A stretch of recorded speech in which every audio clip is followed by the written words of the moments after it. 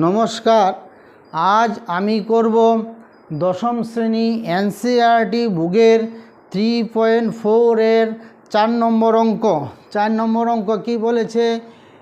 x/2 + 2y/3 = -1 আর x - y/3 = 3। এটাকে সরল আকারে নিতে হবে। 3 এর 2 এর লসাগু 6, 3 এর 2 করলে 6, 2 দিয়ে ভাগ করলে 3, 3x, 3 দিয়ে ভাগ করলে 2, 4y = -1। কোনাকুনি গুণ করলে 3x + 4y = -6। এ হলো 1 নম্বর সমীকরণ।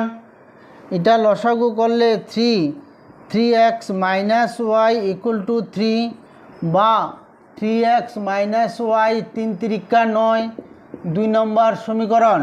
তাহলে 1 নংয়ে 3x, 2 নংও 3x, তাই আমরা এনে লিখতে পারি 1 নং 2 নং বিয়োগ করে পাই, বিয়োগ করো 3x + 4y = -6, 3x - y = 9, minus করলে মাইনাস প্লাস মাইনাস এটা কাটা, তাহলে হবে 5y = -9 - 6 - 15, y = -15/5 কাটলে 3 বা y = -3, y = -3। তাহলে y এর মান আসলো -3।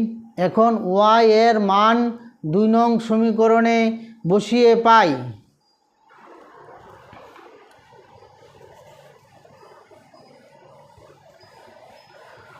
y এর মান 2 নং সমীকরণে বসিয়ে পাই। 2 নম্বর সমীকরণটা লিখলাম, বা 3x - y এর মান -3, 9 বা 3x - +3, 9 বা 3x = 9 প্লাসটা = 4 গেলে মাইনাস, বা 3x = 6 বা x = 6/3 কাটলে 2 বা x = 2।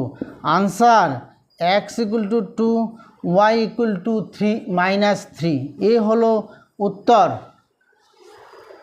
3.4 এর 4 নম্বর অঙ্কের সমাধানের উত্তর হলো x = 2, y = -3। তাই আমি ক্লাসটি আজকে এখানে শেষ করলাম। নমস্কার। Please like, share and subscribe.